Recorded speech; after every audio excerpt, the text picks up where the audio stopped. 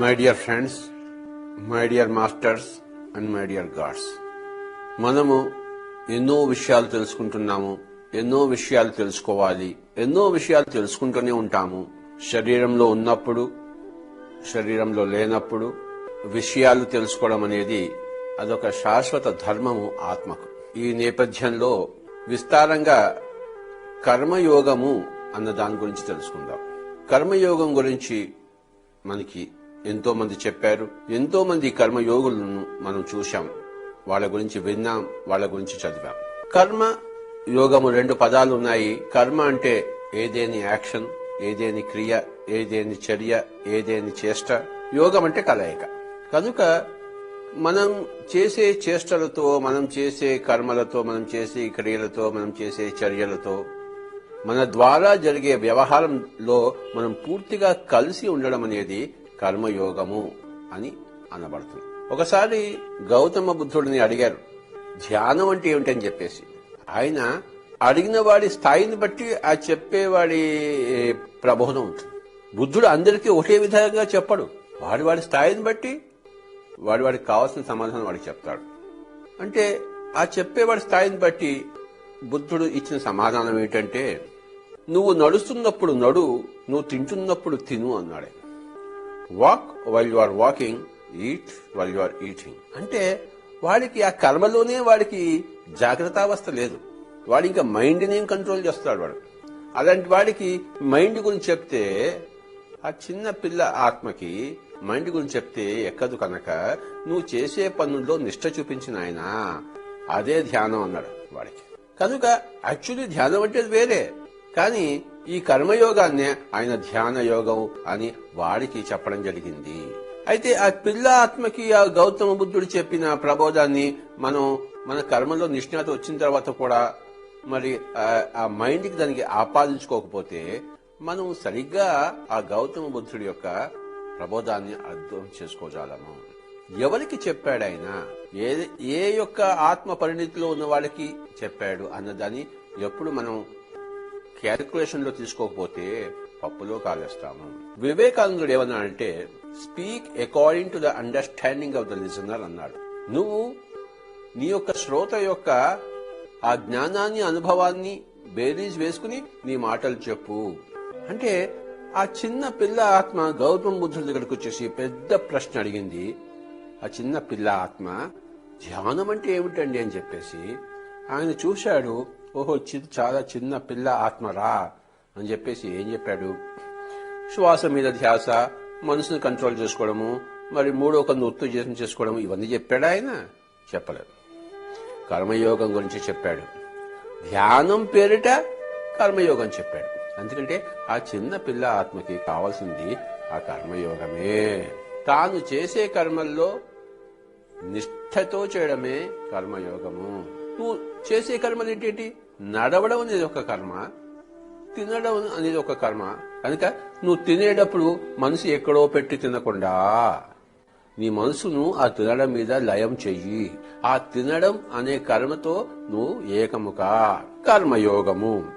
నడుస్తున్నావు, ఎక్కడో నువ్వు యాథాలాపంగా నడవకుండా నువ్వు నీ కాలు ఎలా వెళ్తుందో, నీ కాలు యొక్క సెన్సేషన్ ఎలా ఉందో భూమి మీద, ఆ సెన్సేషన్ తో ఆ యొక్క నీ యొక్క మనసును కూడా లయం చేసి, ఏకం చేసి, శరీరము నడుస్తున్నప్పుడు మనస్సు కూడా దాంతో పాటు నడవవలే. శరీరం భోంచేస్తున్నప్పుడు మనసు కూడా దాంతో పాటు భోంచేయవలే. కనుక walk while you are walking, eat while you are eating అని గౌతమ బుద్ధుడు ఆ చిన్న పిల్ల ఆత్మకి చెప్పాడు. తపః స్వాధ్యాయ ఈశ్వర ప్రణిధానేన. ఈశ్వర ప్రణిధానం అంటే నువ్వు ఎవరిని చూస్తున్నా ఈశ్వరుని చూస్తున్నట్టు అనుకోవాలి. ఎందుకంటే అదే సత్యం కనుక. ప్రతి ప్రాణి కూడాను ఆ భగవత్ స్వరూపమే, భగవంతుడే, ఈశ్వరుడే, అల్లాయే. కనుక ప్రతి ప్రాణిని ఆ భగవత్ స్వరూపంగా తిలకించడము, మరి వ్యవహారం చేయడము, కలిసిమెలిసి ఉండడము, అది అంతా వెరసి ఈశ్వర ప్రణిధానము అవుతుంది. అది చేయవలసిన క్రియ. అంతేగాని వాడు నీకన్నా తక్కువ, వాడేమో ఉట్టి వెధవ, సవట, బతకడానికి కూడా వాడికి అర్హత లేదు అంటే ఇలాంటి భావనలన్నీ కాకుండా అందరూ దేవుళ్లే, అందరూ ఆత్మస్వరూపులే. అందరూ సర్వాత్మ యొక్క ఒకనొక విశిష్ట రూపమే కనుక దాని పేరు ఈశ్వర ప్రణిధానం. పుస్తకాలు చదవాలి, మరి నువ్వు బయటకు వెళ్తున్నప్పుడు అందరినీ, ఇంట్లో వాళ్ళని బయట వాళ్ళని అందరినీ ఆ విధంగా చూడాలి. తర్వాత నీ యొక్క ఆహార వ్యవహారాలను తగ్గింపు చేసుకుంటూ ఉండాలి. ఎంత తింటున్నావో లెక్కే లేదు, ఎంత మాట్లాడుతున్నావో లెక్కే లేదు.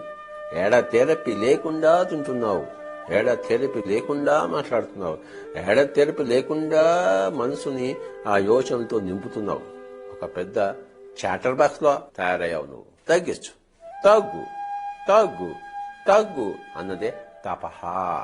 తపహ స్వాధ్యాయ ఈశ్వర ప్రణిధానేన క్రియాయోగ అథవా కర్మయోగం అనుకుందాం. మనం క్రియ అన్న కర్మ అన్న రెండు ఒకటే కదా. క్రియ అన్న, కర్మ అన్న, చేష్ట అన్న, యాక్షన్ అన్న, చర్య అన్న ఇవన్నీ పర్యాయ పదాలే కదా. కనుక క్రియాయోగం అన్నా కర్మయోగం అన్నా చేయవలసిన కర్మలు మూడోయ్ అని చెప్పాడు ఆయన. ఒకటేమో నీ అనవసరమైన వాగుడిని, ఆలోచనని, తిండిని తగ్గించు, నెంబర్ 1 పాయింట్. నెంబర్ 2 పాయింట్, నీ మనసుని చక్కటి విషయాలతో నింపు, స్వాధ్యాయం. ఆత్మపరమైన విషయాలతో నింపుతూనే ఉండు, అది 2nd పాయింట్. 3rd పాయింట్, నీ దైనందిక జీవితంలో తటస్థపడే జంతువులను, వృక్షాలను, ఖనిజాలను, మానవులను, అతి మానవులను అందరినీ కూడాను ఒక దైవ స్వరూపాలుగా తిలకించే స్వభావం ఆ యొక్క అభ్యాసం చెయ్యి. ఆ స్వభావం అలవర్చుకో, ఈశ్వర ప్రణిధానంలో ఉండు. ఈ చెయ్యవలసినవి కూడా 3 అంగాలుగా ఆయన విభజించాడు. ఎంత చక్కగా చెప్పాడు. క్రియాయోగం అన్నాడు, దాన్నే కర్మయోగం అని.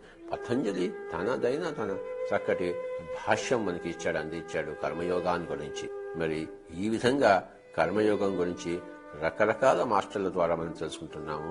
మనకి సుపరిచితం చేసిన వాళ్ళందరికీ కూడాను వాళ్ళ జీవితాల ద్వారా మనకి అంత ఆదర్శవంతంగా నిలిచిన ఈ సకల కర్మయోగులకు ప్రణామం. ఈ కర్మయోగంలో మనం మౌలికంగా 4 విభజించవచ్చు. ఏ, బి, సి, డి. ఏ అంటే ఏమిటి, బి అంటే ఏమిటి, సి అంటే ఏమిటి, డి అంటే ఏమిటి మనం తెలుసుకుందాం. కర్మయోగం పార్ట్ ఏ అన్నమాట. పార్ట్ ఏ అంటే ఏంటంటే మనం వింటుంటాం, నువ్వు మంచి చేయలేకపోతే చేయకపోవు, కానీ చెడు మటుకు చేయొద్దు, ఎవరికి కష్టాలు పెట్టద్దు, నీ వల్ల ఎవరికి దుఃఖాలు రాకుండా చూసుకో అని అంటారు. నువ్వు ఎవరిని ఉద్ధరించక్కర్లేదోయ్, నీ వల్ల ఎవడు బాగుపడక్కర్లేదోయ్, నీ వల్ల ఎవడు చెడిపోకుండా నువ్వు చూసుకో, కలహాలు పెట్టుకో మాకు. అందుక చూసారా, అది కర్మయోగం పార్ట్ ఏ. ఇకపోతే కర్మయోగం పార్ట్ బి అంటే ఏమిటంటే, నీ వల్ల ఇంకొకరికి కాస్త మంచి జరగాలోయ్, నువ్వు పక్కవాడికి పోయి ఏదైనా సహాయం చేయబోయ్. ఆ సహాయం చేస్తే మరి నీకు కూడా మంచి జరుగుతుంది కదా. నీకు శుభం జరగాలంటే నువ్వు ఇంకొకరికి శుభం చేయాలోయ్, అదే ఓయ్ కర్మ సిద్ధాంతము. కనుక నువ్వు పక్కవాడికి వెళ్ళి కాస్త మంచి పని చేయి, రోజుకి ఏదో ఒక మంచి పని చేయి ఎవడికో ఒకడికి అని. ఇది పార్ట్ బి. పార్ట్ ఏం చెప్తుంది, నువ్వు ఎవరికి చేయక్కర్లేదు నాయన, నీ వల్ల చెడు జరగకుండా ఉంటే చాలు లోకానికి, అదే గొప్ప కర్మయోగం నీకు. రెండోది అట్లా ఏమంటారు, నీ వల్ల ఎవడికో ఒకడికి రోజు ఒకంత మేలు జరగాలోయ్, కనుక ఏదో చెయ్యి, నిష్ఠ వచ్చింది వాడికి వెళ్ళి కాస్త ఒక మంచి పని చెయ్యి, ఏదో ఒకటి నిష్టం, నీ చేతనైంత, నీ స్థాయికి తగినంత, నీ శక్తి మేరకు ఎవడికో ఒకడికి ఒక మంచి పని చేసిరా ఇంటికి. ఇది కర్మయోగం పార్ట్ బి. ఇక కర్మయోగం పార్ట్ సి అనేది కూడా ఒకటి ఉంది. అదేంటంటే, నువ్వు ఒక మంచి పని చెయ్యి, మళ్లీ వాడి దగ్గర నుంచి ప్రతిఫలం ఆశించకు. పార్ట్ బిలో నువ్వు మంచి పని చెయ్యి, వాడి దగ్గర నుంచి మంచి ప్రతిఫలం వస్తుందనే ఆశతోనే చెయ్యి అని అంటాడు పార్ట్ బిలో. పార్ట్ సిలో ఎవరి దగ్గర ప్రతిఫలం వస్తుందని ఆశించమాక, నువ్వు ఇంకోటికి మంచి చెయ్యి, మళ్ళీ వాడు నీకు తిరిగి మళ్ళీ మంచి చేయాలని నువ్వు కోరుకోమాక. అంటే నువ్వు చేసే కర్మను, శుభకర్మను చెయ్యి, ఆ కర్మ ఫలం ఆశించమాక, దాని గురించి యోచించవద్దు. వస్తే రాని, లేకపోతే పోని, కర్మ ఫలం. కనుక ఈ కర్మయోగంలో మౌలికంగా 4 పార్ట్స్ ఉన్నాయి. Part A, part B, part C, part D. Part ఏమంటుంది, నువ్వు ఎవరికి చెడు చేయొద్దురా, పక్కింట్లో పోయి గోల చేయొద్దు, నువ్వు ఇంట్లో గమ్మును కూర్చో, నీ ఇష్టం వచ్చాడు చేసుకో, ఆ టీవీ ముందు కూర్చో, పక్క వాడిని పోయి ఊరికే వాడి తలకాయ తింటావు నువ్వు. వాడేమో నాకు వచ్చి కంప్లైంట్ చేస్తున్నాడు, ఏంటని మీ అబ్బాయి రోజు వచ్చి మమ్మల్ని సతాయిస్తున్నాడు అని చెప్పేసి. ఏమిట్రా నాకు ఈ గోల, ఇదంతా ఏమిట్రా, నువ్వు ఎక్కడికి పోవద్దురా, నువ్వు ఎవరికి ఏం మేలు చేయక్కర్లేదు, నువ్వు ఇంట్లో కూర్చోను. రెండవది ఏంటంటే, నువ్వు ఇంట్లో ఎందుకు కూర్చున్నావు, కాస్త పోయి బయట పోయి ఎవరికైనా సహాయం చేయొచ్చు కదా, నీకు ఈ విద్య వచ్చు కదా, ఈ విద్య నువ్వు పక్కవాడికి నువ్వు అందించవచ్చు కదా, ఒక్కడికి అందించు. నీకు ఇంగ్లీష్ వచ్చు కదా, ఆ పక్క స్కూల్కి పోయి ఒక ఇంగ్లీష్ క్లాస్ తీసుకుని రా అబ్బాయిలకి, వాళ్ళకి ఇంగ్లీష్ రాదు కదా, ఒకడికి చెప్పిరా, వాడు కూడా నీకు నీ పట్ల ఎంతో సంతోషంగా ఉంటుంది, నీకేదో ప్రతిఫలం వస్తుంది. ఎందుకు రాదు? కర్మ సిద్ధాంతం కదా. నువ్వు ఏది ఇంకోటి చేస్తావో మళ్ళీ దాని ఫలం నీకు అంతే తిరిగి వస్తుంది. కనుక ఇంకొకటికి మంచి చేయి, నీకు మంచి జరుగుతుంది అని దాని మీద కాన్సన్ట్రేట్ చేస్తాడు పార్ట్ బిలో. ఇన్ఫాక్ట్ పార్ట్ ఏలో కొన్ని జన్మలు జరిగిపోతాయి, పార్ట్ బిలో కొన్ని జన్మలు జరిగిపోతాయి ఆ యొక్క సాధనలో. మూడవ పార్ట్ ఏంటంటే పార్ట్ సి అంటాం దీన్ని మనం. నువ్వు మంచి పనులు చేస్తూనే పో, దాని ఫలితం గురించి ఏమాత్రమో మనసులో ఆలోచనలు రానిమ్మాక. వాడు నేను దరిద్రుడు అని తిడుతున్నా కూడా నువ్వు వాడికి మంచి పనులు చేస్తూనే ఉండు. అంటే నువ్వు ఫలం ఆశించమాక, నువ్వు చేసే పనులు చేస్తూనే ఉండు. దీన్నే కర్మణ్యేవాధికారస్తే మా ఫలేషు కదాచన మా కర్మఫల హేతుర్భూర్మాతే సంగోస్త్వకర్మణి అని కదా మనం భగవద్గీతలో విన్నాము. నీకు కర్మ చేయడానికే అధికారం ఉంది గాని కర్మ ఫలం ఆశించడానికి కోసం కాదు. నువ్వు కర్మలు చేస్తూనే ఉండు, అకర్ముడుగా ఎప్పటికీ ఉండదు. మంచి కర్మలు, కర్మ అంటే ఇక్కడ శుభకర్మ అని అర్థం. కర్మ అంటే ఇక్కడ ఏదేని కర్మని కాదు, శుభకర్మ అని అర్థం సందర్భాన్ని బట్టి. కర్మని ఏవ అధికారహతే మా ఫలేషు కదాచన, ఆ ఫలం ఆశించడానికి నీకు లేదు. కనుక పార్టీ ఏం చెప్తుంది? ఫలం ఆశించు అని చెప్తుంది. నువ్వు పక్కవాడికి మంచి చేయి, అప్పుడు నీకు మంచి జరుగుతుంది. నువ్వు పక్కవాడికే మంచి చేయకపోతే నీకెలా మంచి జరుగుతుంది? నువ్వు విత్తనమే వేగితే నీకు చెట్టు ఎలా వస్తుంది?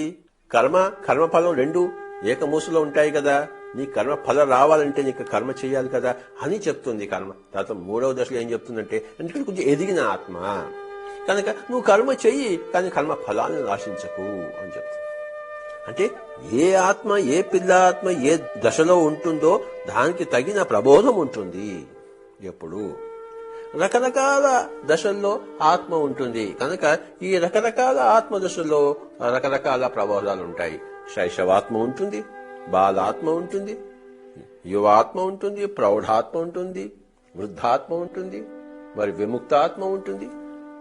అన్ని రకాల ఆత్మస్థాయిల్లోనూ మరి రకరకాల ప్రబోధాలు ఉంటాయి. ముఖ్యంగా కర్మయోగం మొట్టమొదటిలో వస్తుంది. ఏదో ఒక కర్మ చెయ్యి, అకర్ముడుగా ఉండకు. పోయి ఆ టీవీ పగలగొట్టు, ఏదో చెయ్యి. ఇంట్లో ఎందుకు కూర్చుంటావు? తర్వాత ఎందుకు టీవీ పగలగొడుతున్నావు? పగలగొట్టకూడదు కదా, పోయి బాగు చెయ్యి. ఇంకోటి కనుక రకరకాల ఉంటుంది. అకర్ముడుగా ఉండవద్దు. కర్మని ఏవ అధికారస్తే మా ఫలేషు కదాచన మా కర్మఫల హేతుర్భూర్మాతే సంగోస్త్వ కర్మని. అకర్ముడుగా మటుకు ఎప్పుడు ఉండదని అదొక స్టేట్మెంట్. అంటే ఆ బాలాత్మలో ఉన్నప్పుడు, ఏదైతే యువాత్మలో ఉన్నప్పుడు అది అకర్మలు చేస్తూ ఉండడానికి, ఇంట్లో తిని పడుకుంటూ ఉన్నప్పుడు ఏదో ఒక కర్మ చేయవయా. ఆ ఏదో ఒక కర్మ చేయడం కూడా ఒక కర్మయోగము. తర్వాత చెడు చేయకు అనేది ఇంకొక టైప్ ఆఫ్ కర్మయోగము. తర్వాత మంచి చెయ్యి, మంచి జరుగుతుంది అనేది ఇంకా అడ్వాన్స్డ్ కర్మయోగము. దానికన్నా అడ్వాన్స్డ్ కర్మయోగం ఏంటంటే నువ్వు మంచి చేస్తుండు, ఫలాలను ఆశిస్తుండద్దు అనేది, అది అడ్వాన్స్డ్ కర్మయోగం. ఇంకా అడ్వాన్స్డ్ కర్మయోగం అంటే పార్ట్ డి అని మనం చెప్పుకుంటున్నాం. అదేంటంటే అసలు నేను అనేదే లేదు, కర్త అనేది లేకుండా కర్మ చెయ్యి. నువ్వేంటి చేస్తున్నావు? నువ్వెవరు చేయడానికి? అది కూడా మరి భగవద్గీతలో చెప్పాడు అర్జునుడితో కృష్ణుడు. నువ్వా ఆ కర్ణుడిని చంపేది, ఆ ద్రోణుడిని చంపేది, ఆ యొక్క భీష్ముని చంపేది? నేను వాళ్ళందరినీ చంపేశాను, అయిపోయింది. నువ్వుగా చంపేది, నేను చంపేశాను. నువ్వు ఊరికే ఆ కర్మ చేయి, కర్త లేని కర్మ చెయ్యి. అది చూసారా, కర్మయోగంలో అది పరాకాష్ట. ఏదో ఒక కర్మలు చేయి, వెధవ పనో, మంచి పనో, చెడు పనో ఏదో చేయరా. మరి అంత చేతకాని వాడిగా ఉందంటే వాడితో పోయి కొట్లాడలేవు. వాడిని తంతుంటే వాడు మళ్ళీ నువ్వు తన్నలేవు. గమ్మును తీసుకుంటావేంట్రా అవమానాన్ని? నీకు రోషం లేదా? అంటే వాడు తమో గుణంగా ఉంటుంది, వాడు వీక్ గా ఉంటాడు. వాడిలో కాస్త ఉత్తేజం కలిగించేది కర్మయోగము. తన్ను వాడిని, పోయి తన్నిరా. వాడు ఒకటంటే నువ్వు అట్లీస్ట్ అర తన్నైనా తన్నిరా. అంటే అదొక కర్మయోగం. నువ్వు వాడిని ఎందుకు తంటున్నావు? ఇంకోటి మంచి చెడు చేయకు, నువ్వు తన్నులు తినైనా రా, అదొక కర్మయోగం.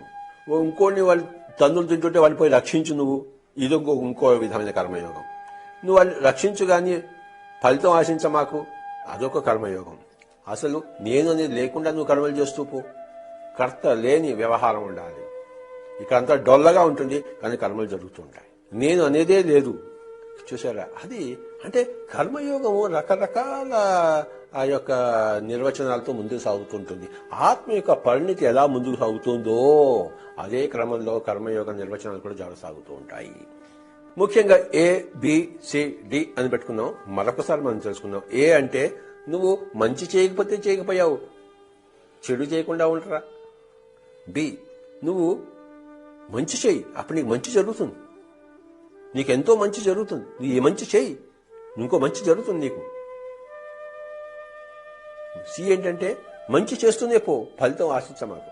డి ఏంటంటే అసలు నేను అనేది లేకుండా ఆ మంచి కార్యక్రమాలు చేస్తుంది, నేను అనేదే లేదు. So my dear friends and my dear masters and my dear God's, కర్మయోగం యొక్క ఎన్ని రంగులు, రూపులు, రేఖలు మనం ఉన్నాయో, కాంబినేషన్స్, పర్మిటేషన్స్ ఉన్నాయో, మరి ఒక్కొక్క ఆత్మస్థాయిని బట్టి ఒక్కొక్క ప్రబోధం ఉంటూనే ఉంటుంది. అలాగా విముక్తాత్మలు ఉంటారు, తాము అన్ని సాధించేసి ఉంటారు. ధ్యానం చేసి మూడో కన్ను సంపాదించుకుని హాయిగా తమలో తాము అన్ని తెలుసుకున్న వాళ్ళు ఉంటారు. అప్పుడు వాళ్ళు ఏం చేయాలి? ఒకసారి ఏమైందంటే, అంటే విముక్తాత్మల సంగతి చెప్తున్నాను. ఈ విముక్తాత్మలు వాళ్ళు ధ్యానం చేసి వాడు మొత్తం సృష్టి రహస్యాలన్నీ కనుక్కొని మొత్తం అన్నీ చేసేసి ఏమేం చేయాలో అన్నీ చేసేసారు. వాళ్ళు ఇంకా చేయడానికి ఏం మిగలలేదు. ధ్యాన పరంగా, జ్ఞాన పరంగా మరి అన్ని చేసేసిన తర్వాత వాళ్ళు ఒకసారి శివుడి దగ్గరికి వెళ్ళారు. శివుడు ఆయన ధ్యానంలోకి లేచి, ఏమిటి అందరూ ఇంత కట్టుకుని వచ్చారు అంటే, స్వామీజీ మీరు మమ్మల్ని ఏమేం చేయమని చెప్పారో, మా కోసం ఏమేం చేయమని చెప్పి మేము అన్నీ చేసేసాము, అన్నీ తెలుసుకున్నాం, అహం బ్రహ్మాస్మని తెలుసుకున్నాం, మరి అందరూ దేవుళ్ళని మేము తెలుసుకున్నాము, అన్నీ అయిపోయినాయి, ఇప్పుడు ఏం చేయాలి అని అడిగారు వాడు. అయితే మీరు అన్నీ తెలుసుకున్నారు కదా? అవును, అన్నీ తెలుసుకున్నాం. మీకు ఇంకా దుఃఖం లేదు కదా? అవును, మాకు దుఃఖం లేదు. బ్రహ్మానంద భరితులుగా ఉన్నారా? అవును, మేము బ్రహ్మానంద భరితులుగా ఉన్నాము. అయితే మరి మీలాగా అందరూ ఉన్నారా ప్రపంచంలో? లేదండి, మేము ఒక్కడమే అలా ఉన్నాం. మరి వాళ్ళంతా ఎక్కడికి పోవాలి? పోయి మీరు ఏమేం చేసి ఏమేం సాధించారో అవన్నీ వాళ్ళకి పోయి చెప్పండి, అదే మీ పని అన్నాడు. అంటే వాళ్ళకి ఆ విముక్తాత్మలు కూడాను ఒక కర్మయోగాన్ని ఆయన నిర్దేశించాడు. అంటే వాళ్ళు చేయవలసిన కర్మ ఏమిటి? శైశవాత్మ చేయవలసిన కర్మ ఏమిటో వాళ్ళకి ప్రబోధింపబడుతుంది. ఆత్మస్థాయిలో ఉన్న వాళ్ళకి కూడాను కర్మయోగము ఏంటంటే, నువ్వు పోయి అందరికీ ధ్యానం చెప్పు, ఇంటింటికి తిరుగు, అనాపాన్సతి ధ్యానం చెప్పు. వాళ్ళు ఇంకేమేమో మంత్ర జపాలు చేస్తున్నారు, పూజలు చేస్తున్నారు, రాళ్లకు మొక్కుతున్నారు. వాళ్ళని పోయి, కాదు నాయనా, నువ్వే భగవంతుడివి, తత్వమసి శ్వేతకేతో, కనుక నువ్వు చేయవలసింది కళ్ళు రెండో మూసుకుని శ్వాస మీద ధ్యాస పెట్టడం. ఈ పని చేయి, నీ పక్కనే నేను కూర్చుంటాను. అవన్నీ మా వల్ల కాదు అని అంటాడు అనుకోండి, నీ వల్లనే అవుతుంది. మా వల్ల అయినప్పుడు నీ వల్ల ఎందుకు కాదురా అని చెప్పేసి వాళ్ళ దగ్గర కూర్చో, వాళ్ళ చేత ధ్యానం చేయించు. చూశారా? విముక్తాత్మలకు వాళ్ళ కర్మయోగం ఏంటంటే అందరికీ ధ్యానం నేర్పించడమే వాళ్ళ లెవెల్ యొక్క కర్మయోగము, కర్మానుష్ఠానం. అంటే శైశవాత్మలో, బాల్యాత్మలో, యువాత్మలో, ప్రౌఢాత్మలో ఏ కర్మలు చేయడం ఉంటుందో అలాగే మరి వృద్ధాత్మలో చేసే కర్మలు ఉంటాయి. అలాగే విముక్తాత్మలు చేసే కర్మలు ప్రపంచాన్నంతా ధ్యానమయం చేయడము. గౌతమ బుద్ధుడు ఆయన ఆ బోధి వృక్షం కింద బోధగయలో తనను తాను సర్వం తెలుసుకుని కళ్ళు తెరిచి ఏమన్నాడు తెలుసా? నేను మహాపరినిర్వాణను పొందాను అని తెలుసుకున్నాడు. ఎందుకంటే ఆయనకి తెలియని విషయం అంటూ లేదు, అప్పుడంతా తెలిసిపోయింది ఆయనకి. ఇంకేం చేయాలి ఆయన అంటే, మరి ఒకనొక యక్షుడు ప్రత్యక్షమయ్యి, నువ్వు తెలిసింది తెలుసుకున్నది అందరికీ చెప్పవాయి అన్నాడు. ఆయన ఓహో, ఇప్పుడు ఇదా మిగిలిపోయింది నాకు అని చెప్పేసి ఆలోచించాడు ఆయన. గౌతమ బుద్ధుడు ఎవరికి చెప్పాలి? ఫస్ట్ నేను ఏ గురువుల దగ్గర నేర్చుకున్నానో వాళ్ళకే చెప్తాను. ఆ ఉద్ధక రామభద్రుడు, మరి అలార కలముడు, వాళ్ళకే చెప్తానని చెప్పేసి వాడి గురించి ఆలోచించాడు. ఆయనకి అప్పుడే మూడో కన్ను తెచ్చుకుంది కదా. చూడంగానే వాళ్ళిద్దరు శరీరాన్ని వదిలిపెట్టేసి పోయారని పైకి. ఓహో, వాళ్ళ దగ్గరికి వెళ్ళి కూడా లాభం లేదు, వాళ్ళు లేరు ఇప్పుడు ఇక్కడ భూమండలంలో, ఇంకెవరికి చెప్పాలి అని ఆలోచించాడు ఆయన.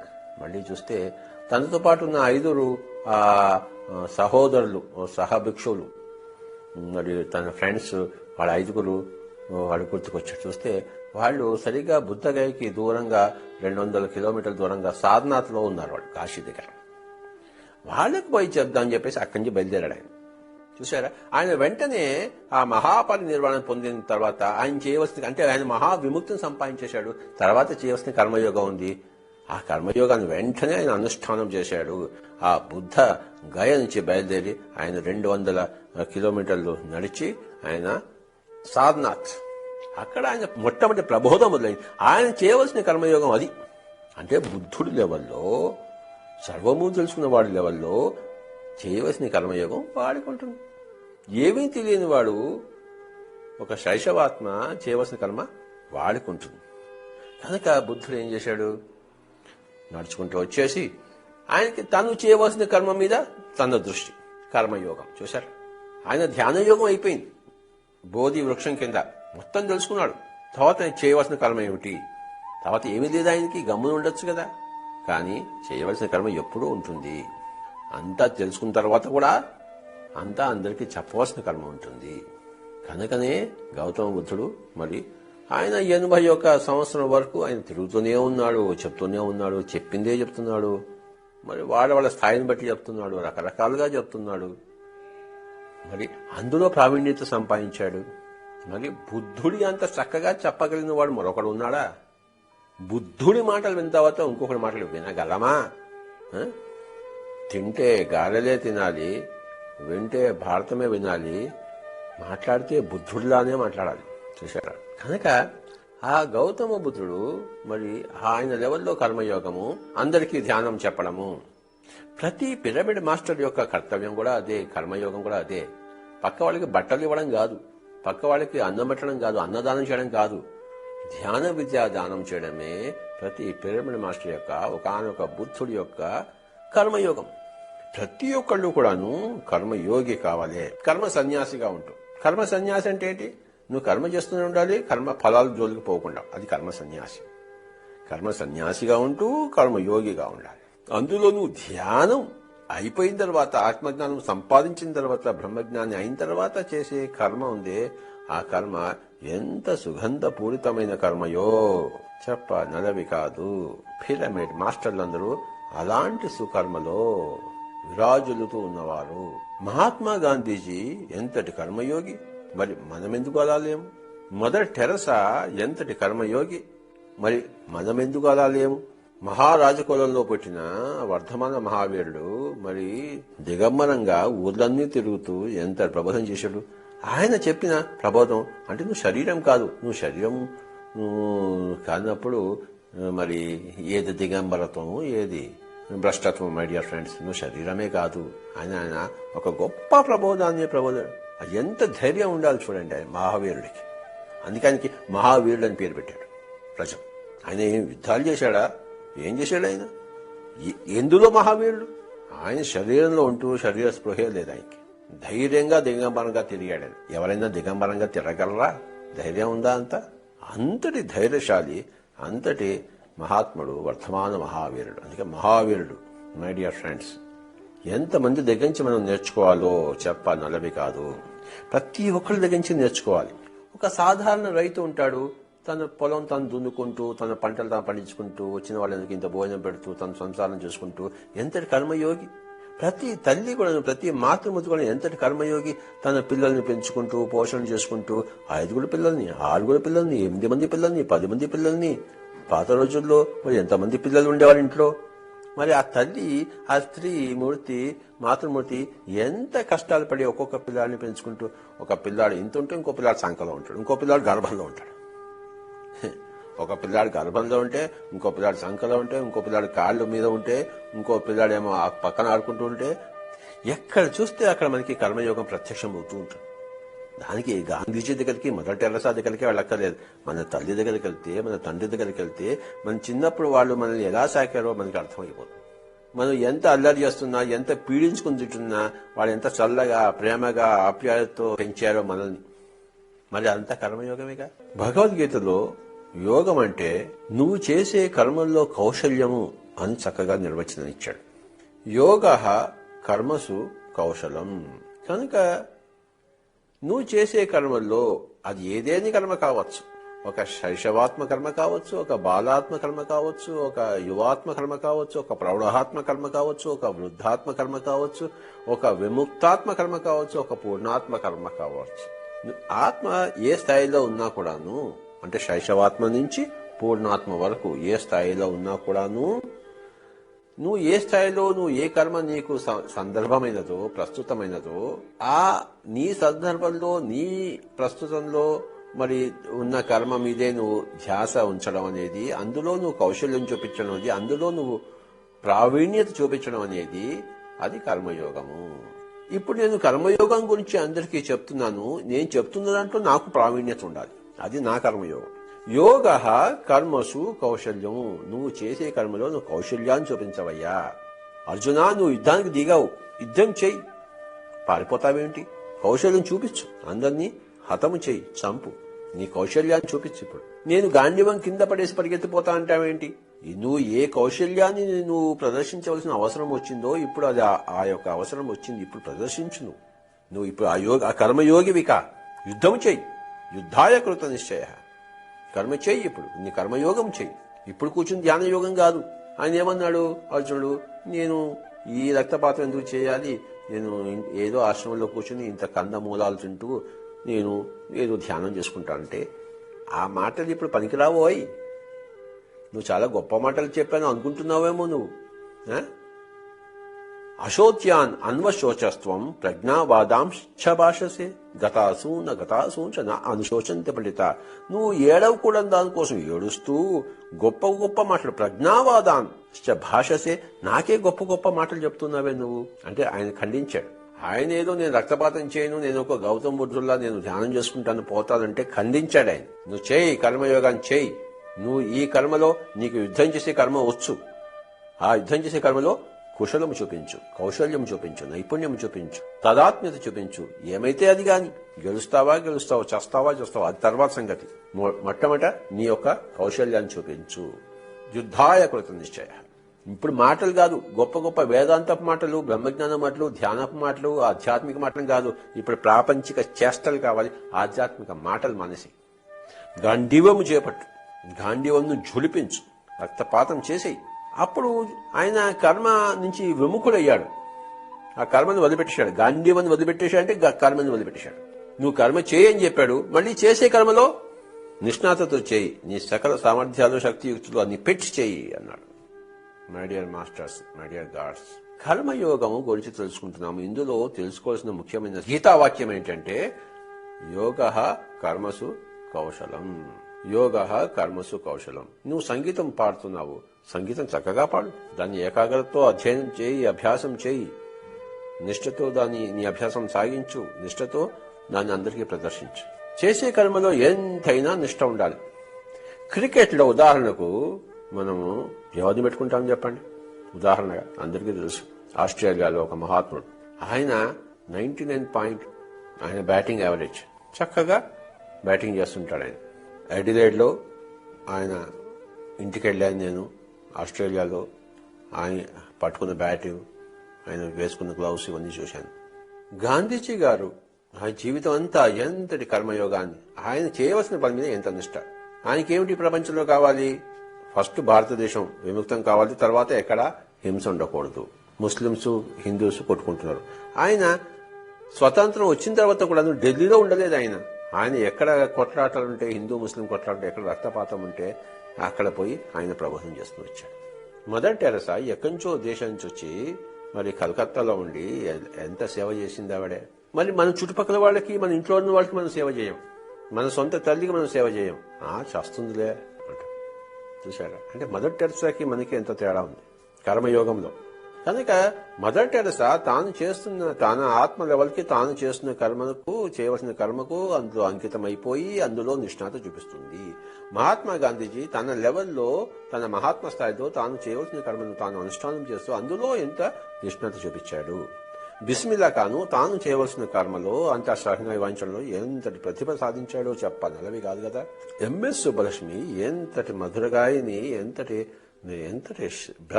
భక్తి, శ్రద్ధ, అనుష్ఠానం ఉన్న గాయని ఆవిడే. ఇంత అంత అని చెప్పగలమా? ప్రతి వాళ్ళు కర్మయోగులే. కర్మయోగి అంటే మనకి కేవలం ఒక మదర్ టెరెసా గుర్తుకొస్తారు. అందరూ తమ తమ కర్మల్లో ఏ అనుష్ఠానం చేసి అందులో ప్రావీణ్యత సంపాదించిన వాళ్ళందరూ కర్మయోగులే. కర్మయోగం లేని స్థితి ఎక్కడా సృష్టిలో లేదు. సకల దేశ కాల పరిస్థితుల్లో సకల అన్ని చోట్ల కూడాను మనకు ఎక్కడ చూస్తే చూడవలే కళ్ళు ఉండాలి, కానీ అక్కడ కర్మయోగం కనబడుతుంది. ఇక్కడ దృష్టి లోపం ఉంటే అక్కడ ఏం కనబడదు. పచ్చకామంలో వాడికి లోకంతో పచ్చగా కనబడుతుంది. కనుక ఎవరైతే కర్మయోగి మీద దృష్టి పెట్టారో ఎక్కడ చూస్తుంటే అక్కడ మనకి ఆ కర్మయోగం కనబడుతుంటుంది. నువ్వు చేస్తున్న కర్మల్లో డ్రైవింగ్ చేస్తున్నావు, నువ్వు కర్మల్లో నిష్ణాత లేదనుకోండి, యాక్సిడెంట్ అవుతుంది. Drive while you are driving, eat while you are eating, talk while you are talking. నువ్వు ఆ డ్రైవింగ్ లో కర్మలో కౌశల్యం చూపించు. యోగ కర్మసు కౌశలము. కనుక కర్మల్లో కౌశల్యము అని తెలుసుకున్నాము, నిష్కామ కర్మ అని తెలుసుకున్నాము, వీలైతే ఎక్కువ కర్మగా చేయాలని అనుకున్నాము, ఎప్పుడు అకర్మలుగా ఉండకూడదని తెలుసుకున్నాము. మంచి కర్మ చేయాలి, ఉభయకుశలోపరిగా ఉండే కర్మ చేయాలని తెలుసుకున్నాము. తర్వాత నేను అనే భావం లేకుండా కర్మ చేయాలని తెలుసుకున్నాము. నువ్వు ఎలాంటి సకల కర్మలు అయిపోయిన తర్వాత కూడా నీవు చేయవలసిన కర్మలు ఉంటాయి అని తెలుసుకున్నాము. నీ పట్ల నీదంతా అయిపోయిన తర్వాత మరి సృష్టి పట్ల నీ యొక్క ధర్మం ఉంటుంది. ఆ కర్మాన్ని నువ్వు చేస్తూనే ఉంటావు. అది నీ యొక్క శాశ్వత ధర్మం అని తెలుసుకున్నాము. మై డియర్ ఫ్రెండ్స్, కర్మయోగం గురించి రకరకాలు తెలుసుకున్నాము. నువ్వు చేయవలసిన కర్మ పతంజలి ప్రకారము మరి ఆ యొక్క తపః, స్వాధ్యాయ, ఈశ్వర ప్రణిధానాన్ని అని తెలుసుకున్నాము. అంటే నీ ఆహార వ్యవహారాలను తగ్గించుకుంటూ క్రమేపీ మరి చక్కటి స్వాధ్యాయం నేర్పుతూ అందరినీ మరి దైవ స్వరూపాలుగా చూడాలి అన్నదే ఆ యొక్క పతంజలి యొక్క నిర్వచనం ప్రకారము ఆ కర్మయోగము, ఆ క్రియాయోగం. పిరమిడ్ మాస్టర్ల కర్మయోగం ఏమిటి అంటే వాళ్ళు చక్కగా గృహస్థాశ్రమంలో ఉంటూ ఇంటిని వదిలిపెట్టుకోకుండా, సన్యాసులు కాకుండా, కాషాయ వస్త్రాలు వేసుకోకుండా, మరి ఎవరి వృత్తుల్లో వాళ్ళు ఉంటూ చక్కగా ఇంటికి వచ్చిన ప్రతి వాళ్ళకి ధ్యానం చెప్తూ, మరి వీళ్ళంతా పక్క ఇళ్ళకి పోయి పక్క ఊళ్ళకి పోయి కూడా ధ్యానం చెప్తుండడమే పిరమిడ్ మాస్టర్లు చేయవలసిన కర్మ చేస్తున్నారు. లక్షల మంది పిరమిడ్ మాస్టర్లు. మరి ఎన్ని చేస్తున్నాం కదా, మరి చేయకూడదు ఏమిటి అంటే చేయకూడదు హింస, అకారణంగా చంపడం. చెరువులోని చేపలను చంపాల్సిన అవసరం లేదు. చక్కగా ఆలుగడ్డ కూర తిను, వంకాయ కూర తిను, మంచి ఫలం తిను, అరటిపండు తిను, పొట్ట నింపుకో. చేపలను చంపుతా అంటే అది అకారణమైన కర్మ, అకారణమైన హత్య. అది చేయకూడదు. వాడు ఎవడైనా నేను చంపుతుంటే ఆత్మరక్షణ కోసం నువ్వు వాడిని చంపచ్చు. కౌరవులు పాండవులను చంపడానికి శత విధాలా ప్రయత్నిస్తున్నప్పుడు ఆత్మరక్షణ కోసం నువ్వు వాడిని చంపేసే యుద్ధాయ కృత నిశ్చయ అని చెప్పి అప్పుడే అది రెలవెంట్ ప్రస్తుతం సందర్భం గాని ముందరే కాదు. కనుక నువ్వు సకల కళలు నేర్చుకో. నువ్వు శైశవాత్మగా ఉన్నప్పుడు ఏదో ఒక కర్మ చేయి. బాలాత్మగా ఉన్నప్పుడు కూడా నువ్వు కర్మలు ఉద్ధృతం చేస్తూ ఉండు. యువాత్మలో ఉన్నప్పుడు సరైన కర్మలు చేస్తూ ఉండు. నువ్వు ప్రౌఢాత్మగా ఉన్నప్పుడు సకల కళల్లో ప్రావీణ్యం నేర్చుకుంటూ ఉండు. వృద్ధాత్మగా ఉన్నప్పుడు నీ ధ్యానాన్ని తీవ్రతరం చేయి. విముక్తాత్మగా ఉన్నప్పుడు అందరికీ పోయి ధ్యానం చెప్పు. ఇలాగా నువ్వు ఏ స్థాయిలో ఉన్నా కూడాను ఆ స్థాయికి తగిన కర్మ ఉన్నప్పుడు తగని కర్మ కూడా ఉంటుంది. ఆ నీ స్థాయికి తగని కర్మను పక్కకు పెట్టేస్తూ తగిన కర్మనే చేపడుతూ ఉండు. నువ్వు ఆ చేపడుతున్న తగిన కర్మలో నిష్ణాత చూపిస్తుంటూ ఎప్పటికప్పుడు అందులో ప్రావీణ్యతను సంతరించుకుంటూ కర్మయోగిగా విరాజిల్లు. దీనిని త్యాగరాజస్వామి చక్కగా ఒక పంచరత్న కీర్తనలో చెప్పాడు. సమయానికి తగు మాటలాడనే, సమయానికి తగు మాటలాడే,